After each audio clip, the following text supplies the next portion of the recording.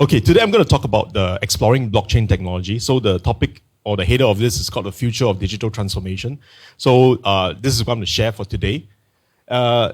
First things first, this is just a disclaimer slide. We don't provide financial advice. So just to make sure that whatever we're going to share is our opinion, and this is you have to make your own due diligence and research as well. This is important. Okay, so what I prepared this deck of slides and this presentation is actually solely for the CTech community. I know that this target audience is quite different from outside, where you have startups, entrepreneurs, and business leaders here in this group as well. So I've catered the presentation for you guys. So I really hope that you will take the time to listen and actually gain as much as possible from here. So just a little bit about me. I'm Zach David. I'm as mentioned by Chacha, I'm the CTO for MetaV, co-founder as well as a master trainer. We are actually a subsidiary of 8V Holdings, 8V or V in short, that's our brand name. We are a fin edutech company, financial edutech company with offices in Asia Pacific as well. So I really believe in digital transformation and financial education. I was previously in the ministry, in the civil service for about 16 years. I was championing cloud, AI, digital transformation in the ministry, in the Singapore government. So doing a lot of projects in the millions of dollars, and we are. I have also personally invested in disruptive innovations and blockchain projects since 2017. So I'm also holding this current academics masters, dual masters in Cranfield in UK, National University in Technology in NUS, as well as Information Systems Management in SMU. So just my academic background to give you a perspective of where I come from. Here with me also, I have Daphne from our Malaysia office. I am from the Singapore office. Daphne is the head of business development. She's also the director for a media and PR company as well. So this is where we are from. So if you have any questions after the session, you can actually approach me or Daphne as well. So we're here to support and answer your questions. So a little bit about my company, about the company that we are from. I'm from MetaV World Private Limited. So I already mentioned that we are a subsidiary of 8V, and our mission is really to empower the average man on the street to achieve sustainable wealth, and also to make investments in a smarter, faster, and easier manner. So I've already mentioned that we have 4 offices: Singapore, Malaysia, in China, Shanghai, as well as Taiwan. And we have been around since 2008. We have actually impacted more than 100,000 students' life around the world, and we have presence across 29 cities around the world. So this is where we come from. Just want to give you an understanding. So without further ado, I just jump straight into the presentation. Okay, our mission here is to actually help MetaV. We are here to actually help to bridge the world towards the future. I think that's really the topic today, right? The future of digital transformation. Where does the future hold? So we are like a bridge. We want to help people transit from the Web 2 space to the Web 3 space, and we do so through the means of education and using technology. So this is where we are from. So before I begin, right, I mean, of course, it's great that we are all here. I mean, I get to see that we are here physically, unlike the last few years where we, because of COVID and stuff, a lot of us, we cannot come in a physical event. So I really appreciate the time and the presence for you all to come down. I think it's very important because when you're here present, you get to learn more, you get to understand, and you can actually that kind of interaction. So I've also brought some books down. I think very suited for the business audience is this Gary V book. Okay, so if you know Gary V, he's actually he's very big in the blockchain, or I'll say the NFT space, where he has his own community called the V Friends.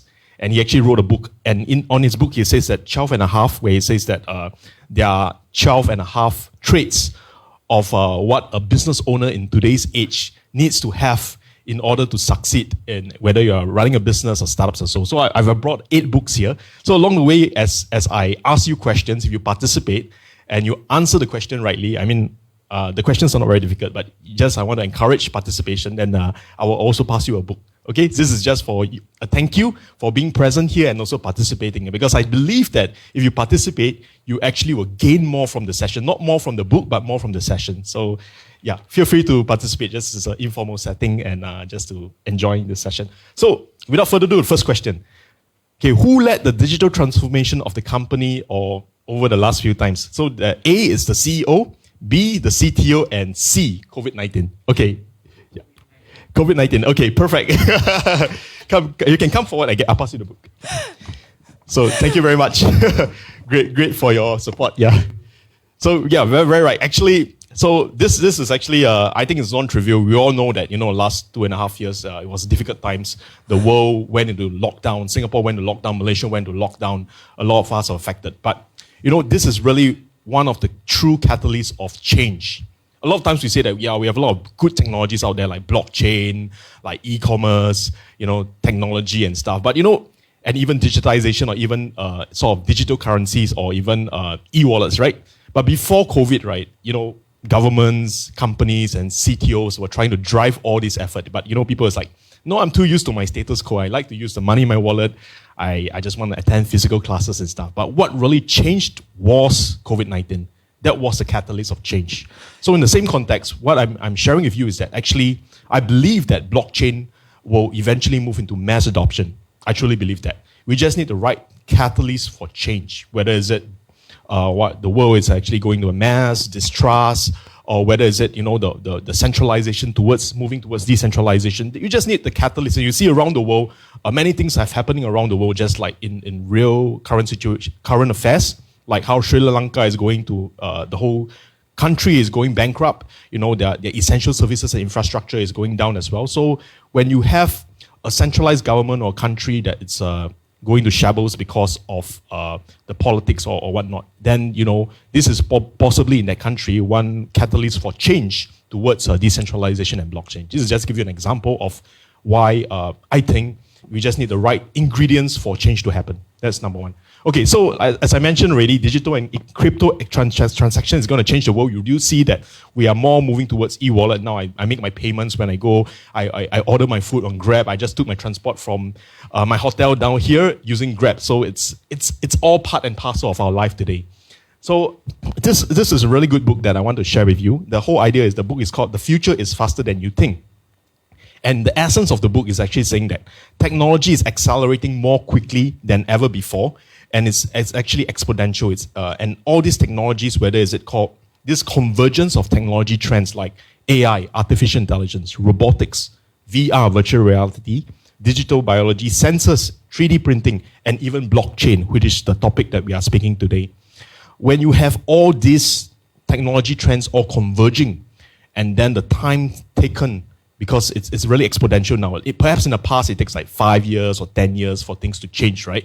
But today, in today's day and age, where there's social media and technology, the rate of change actually goes up very, very fast. So that's something that we need to take note. That actually the future is faster than you think. You think that it might be like 10 years down the road, but mind you, this could actually happen in the next 3 years or 5 years or even in a short period of time. So that's something that to take note of. So the next question I'm going to ask, so for participants who want to win a book, is where do you think we are right now when it comes to blockchain adoption? So there are three possible answers. Number one, A, early stage, B, peak stage, or C, the late stage. So if this is the early, the green one is the early, you have the peak, and then you have the late stage. Any questions? Okay, I saw your hands first. You can go ahead. Early stage. Yes, we are in the early stage. Yeah, please come down and get your book. Thank you very much. Congratulations. Congratulations. Wow, I'll tell you, this group of students here are really good at really answering questions. Very good, very good. Impressive. How about online audience? I know I'm going to ask this, but a lot of them are still answering, but they're asking, could it be possible also to get, you see the comments coming in, yeah? Yes. Don't worry for our online audience. At the end of today's session, I'm going to give you a free gift as well. So, yeah, no worries. Everybody will get to actually benefit from it as well. So just wait up for the last part. Okay, so the next part, the key thing is with change comes opportunity. Okay, the thing is that, with change, there's always two different perspectives you see it. Either we say that, this is outside our comfort zone. We don't want to change. I'm too used with my status quo. And of course, the other group of people who are leaders, entrepreneurs, and change makers, they will say that, this is a change. This is something different. If I learn and educate myself in this change and then I take advantage of this change, then you become the new leaders for the future. That is something that change always happens if you actually see change in a positive light. So that's something I want to do. So let me share a little bit of what are the blockchain opportunities in the space. So on the top, as you can see here, we have companies that are doing mining, individuals actually do mining, like what Dr. Riza already mentioned. Some people actually very enterprising. They set up their own mining rig, and they are actually borrowing electricity from the, whether is it the stores or shops or government and what. So that's one. Mining rig is one. Another mining farm is companies that become more organized. They set up a company, they set up a data center, then they do a large-scale mining kind of operation. And then, of course, the mining pool. Then, of course, manufacturers that produce like chips, ASICs chips or graphics cards to power the mining capabilities. And, of course, exchange and decentralized exchanges. Okay, most of these, why I say opportunities are pretty much out of reach for the average people like you and me, right? So unless you can do the individual mining rig, but, if you are not borrowing electricity, you're probably going to lose money because, electricity costs a lot. And with the price of Bitcoin currently now about 20K, you probably wouldn't cover your electricity costs, your heating costs and cooling costs. So you won't pass break even. Maybe after $30,000, depending on how much your operating cost is, you might break even and make money from there. But as an individual, you don't have this economy of skills, you don't have the latest chips, you don't have the best cooling system, whether it's at liquid cooling now. Now the latest technology in mining is called liquid cooling, where they can actually reduce the temperature drastically at a low cost. However, for individuals like you and me, there are opportunities for us to participate. For example, project incubators like launchpads. There are launchpads where the new projects in the fintech as well as the blockchain space, they'll launch, and then we as individuals can participate in a decentralized manner as a sort of an early investor or pre-IPO kind of investor. Media, investment fund, wallet, like your MetaMask wallet community, as well as metaverse related. For example, virtual space, NFTs, and GameFi. So I'll touch a bit about that. So these are all the different opportunities. I think I'm not going to cover this slide or this video about what is blockchain, because I think Dr. Riza did a very fantastic job of explaining the basics and the understanding of blockchain. So I will just skip this. So thank you, Dr. Riza, for that. He also actually talked about what's a centralized bank, as well as a decentralized example of how blockchain moves towards the blockchain. So I'll skip this as well. So let me describe a little bit more about the different. Another term that you have here is called the Web 1.0. Web 1.2 and 3.0, right? So what's the essential differences in all of them? Web 1.0 is actually essentially read-only content where, for example, your newspaper, your digital newspaper, this, you can only read, you can't change, you can't make any additions and stuff. Whereas Web 2 is talking about you are able to read and write content. So for example, I mean, how many of you are users of Facebook and Instagram?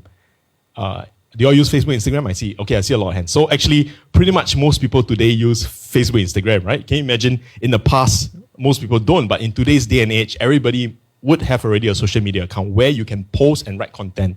And technically speaking, you don't really control the content because the companies like Facebook and Instagram, these Web 2 companies, they own your data, right? You give them the rights to advertise and earn advertising revenue from Facebook ads and stuff, and they keep the revenue and they don't give it back to you. Whereas in the Web3 space, it's different because you get to read, write, and you get to own your own data as well. You get to own a share of the profits as well because blockchain enables that.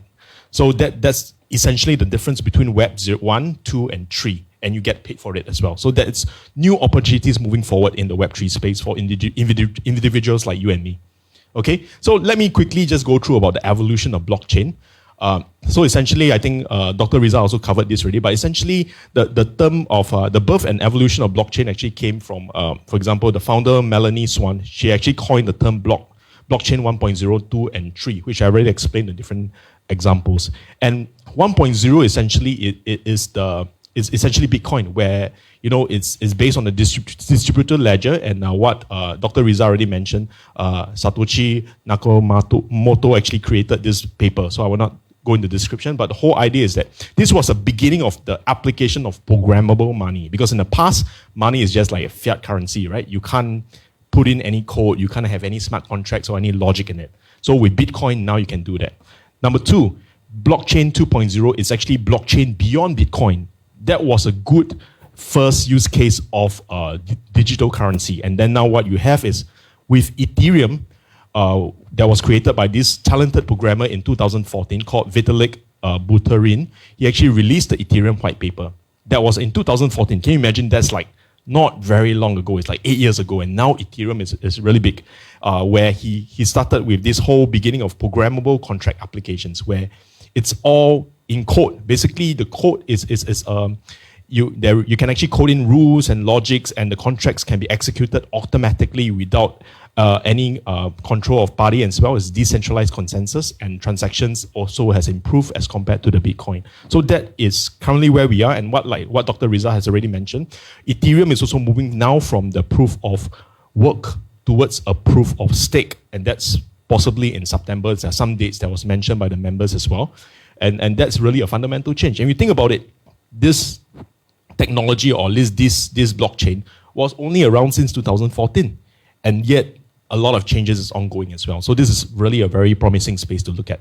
Blockchain 3.0, where does the future hold? So actually, when we have the ecosystem up, then there is, like what Dr. Riza mentioned, a lot of when blockchain goes to mainstream, when government starts to use blockchain technology in their own different industries, whether is it communications or even companies like entrepreneurs like you and us are moving into the different space in the business space, where communications, Internet of Things, even charity, philanthropy, education, medical, financial services, and IP. That would really change and create new domains and communities. No longer the communities are localized based on a specific country, but it can be global, and and people can have a right to vote. For example, in a DAO, like a DAO community called the Decentralized Autonomous Organization, where every person like you and me can become a voter, and your vote actually can make a difference in terms of deciding what you want to make in terms of the changes with the future of this blockchain. So that's something that's really very interesting. And moving forward, I think there's a lot of opportunities moving forward if the catalyst is right, the right ingredients there, and people like you and I, we step up and drive the new innovation in the space. So to keep it simple, so I'll just give you another question in terms of missing word, another opportunity to get the free book. Okay, so I have some missing words here. So there are a few examples of programmable contract applications. There is DeFi, GameFi, NFTs, and Metaverse. So let's start with DeFi first. So what is the missing word? Do you think it's here? Something and earn. Okay, for DeFi. Anybody know what's the missing word here? Something and earn. Anybody? So DeFi is called decentralized finance. So you must have an action to earn money. So what do you think for finance? Yeah, I get your last question. Buy? Almost there. Anybody else? Okay, trading. Okay, close. There's another word called, it starts with an S. Yeah, go ahead. Oh, sell. Oh, close. Not that. Yeah, go ahead. Stake. Okay, perfect. The word we are looking for is stake and earn. But very close, very good. Good job. So I'll pass you the book as well. So stake and earn, that's right. So in the term, but good effort for the rest as well. Stake and earn is actually what we call decentralized finance. For example, you stake, let's say you have cryptocurrency, right? You stake your Ethereum or your Bitcoin, right? Then you actually stake and earn. That is how okay, the next one is GameFi. Okay, when you think about game, what do you think about it? Yes, correct. Game, play to earn. Good job. Okay, and then NFT. What and earn for NFT? Yeah, go ahead. Say again. Yes, correct. The word is create. That's the word they're looking for. Thank you very much. Awesome. Good job. Well done. Okay, last but not least, I think this is more challenging. Just to try. See everybody? There are a few words here. Anybody? So metaverse space, there's something and earn. Say again? Sure. Okay, I think this is quite difficult. Yeah, go ahead. Okay, very close. Come forward. I'll pass you a book. So it's called Create, Buy, and Show Off and Earn. Good try. Really, very good. I really appreciate your participation. Very awesome. Yeah, so metaverse space is also to call create, where you can get to create your digital assets. You can buy other digital assets on the metaverse space, and you get to show off. I think this is something that a lot of people don't understand. Why is people buying NFTs? Why is people buying digital assets? Why are they showing their digital profile on their Instagram or on their on their Twitter accounts and stuff? Okay, one reason is actually about people want to show off, basically. I say that I've got a Bored Ape Yacht Club. Together, I have access to the celebrities. I say, look at my ape. It's very cool, right? So maybe our generation don't really understand, but, it's about exclusivity, about access and, to the people in the club. So that's one reason why the terms in terms of where the different categories are moving forward. So the next few slides, I'm going to focus on NFTs and Metaverse. And like I said, we're here to be a bridge. I will be a bridge between Dr. Riza and also to Terence, my next speaker. He's going to talk a little bit more about NFTs. So I will also touch a little bit on Metaverse and NFTs so that we can transit nicely. Okay, so there are 3 layers of the Metaverse. Number 1 is actually the virtual world, which is virtual worlds in general where people can actually meet for business or enjoyment. For example, Horizons worlds in Meta or Facebook previously. And NFTs is called non-fungible tokens. I won't go into detail, but essentially it's how do we leverage on these digital assets called NFTs to create a blockchain-based kind of a metaverse startups. So I'll explain that subsequently. And another layer of the metaverse, which is actually quite important, is the cryptocurrency layer. When people can buy virtual lands and sell their own digital assets on the different platforms, for example, Decentraland and Sandbox, which is, when you see Mana and Sand, right, it's actually the cryptocurrency native coin that's on the blockchain to actually enable the whole metaverse. Why is that so? And what can you do on the metaverse?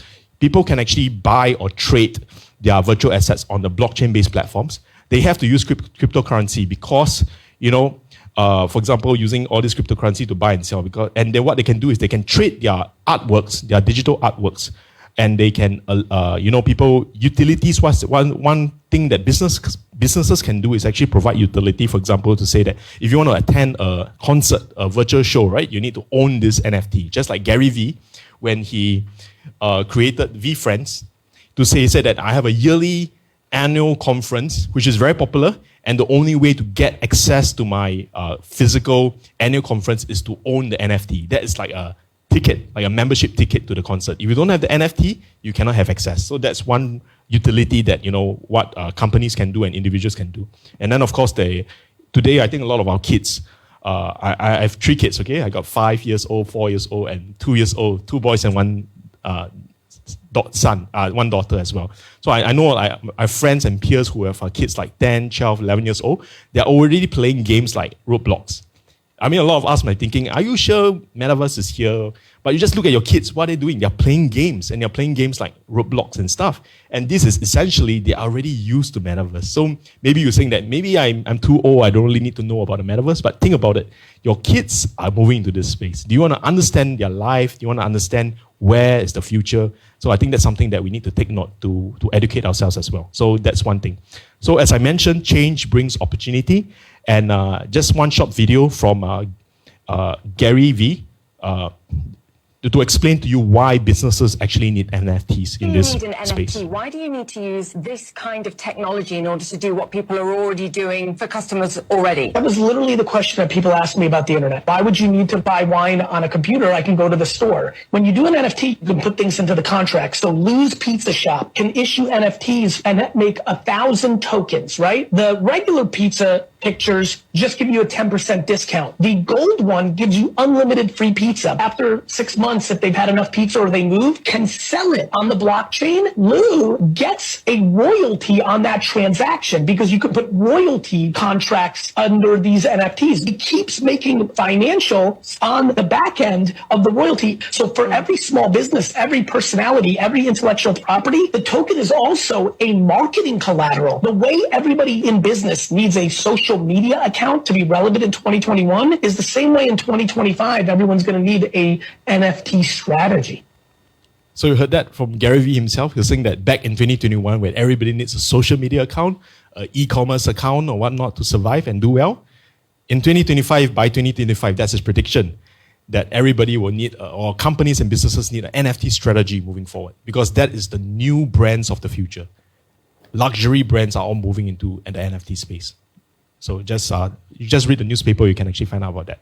So around the world, also more and more businesses are actually accepting cryptocurrency, just like Visa, Master, they're also moving towards providing cryptocurrency tag to their MasterCard or their Visa card, where people can actually spend cryptocurrency directly at any of the merchants supported by them, their network. Also, in the Malaysia context, we have singers like Nimri. I think you all know Nimri, right? He's a popular singer from Web TV Asia, and he actually sold like his collection of NFTs, making about 355,000 USD worth of funds. So that's one. And even in Malaysia, we have this restaurant called Ed Butcher and Sticks. He provide a loyalty program where, every time you visit and you dine there, they will drop a free NFTs at random into your MetaMask wallet. And if you actually match out the different sequence, you get a free meal and stuff. This is how, businesses today in Malaysia are already using NFTs or even digital assets and blockchain to actually use in their business. Another company called, this case, OVR Estate, they actually tokenize their property, their hard assets, their hard property where, they have flats in Johor, Johor condominium called the Astaga, and then basically the units will turn into 1,000 editions of NFTs. And then basically NFT holders will be able to become like investors of a unit, and they are guaranteed a 1% stake of the rental fee for 12 months. This is just one utility that, enterprising business owners like yourself and myself can actually use. But of course, I have to give a disclaimer, right, about the legality, right? There's always another side of the coin where, is this approved by the government? Okay, of course they say that, this is decentralized, right? So actually that no government or central organization has control, but always do your own due diligence. Make sure you comply with regulations, and of course make sure that, but a lot of times when you're in a fast moving space and there's no general regulation there, then of course you become the pioneer, and then there's risk as a pioneer, and of course there is opportunities as a pioneer as well. So as you can see, what I mentioned for the rest, those are our participants online. I only have a limited time of like 30 minutes to share with you about blockchain and the opportunities for you as a business owner. But what we have is that we have a 2 hours masterclass where we will go through about metaverse, blockchain, and Web3. And we will share with you about the different layers of how to invest, how do you protect yourself with strong investing principles as well. That's crucial because there's a lot of risk in this space. There's a lot of opportunities in this space. It's a high risk, high opportunity space. So the most important thing you need to do is to educate yourself, okay? Whether is it for yourself or to educate yourself for your kids and the future as well. That's really important. And then, of course, how do you leverage on NFTs moving forward? That's another area. And also how to invest safely in cryptocurrencies. So this class is actually, this 2 hours free class is actually for these 3 groups of people. Pioneers who want to understand how they can be early investors in the space. Industry leaders like yourself that wants to apply this in your business, this technology in your business. So there will be a lot of ideas and case studies shared during the 2 hour masterclass, which is free. And of course, innovators who want to get onto the NFT bandwagon. So this is my last slide. I just want to share, we have the class. You just need to scan the QR code or type in this link for all those of our online viewers as well. It's conducted in English and Malay. I'll be conducting the one in English, and my peers in the Malaysia office will be conducting it in Malay as well. So don't worry, we got it all taken care of you. So just need to sign up, and I'll be happy to answer your questions during the Q&A. So thank you very much for all your attention, and thank you very much. Appreciate it. Thank you so much. Thank you so much, Mr. Zach.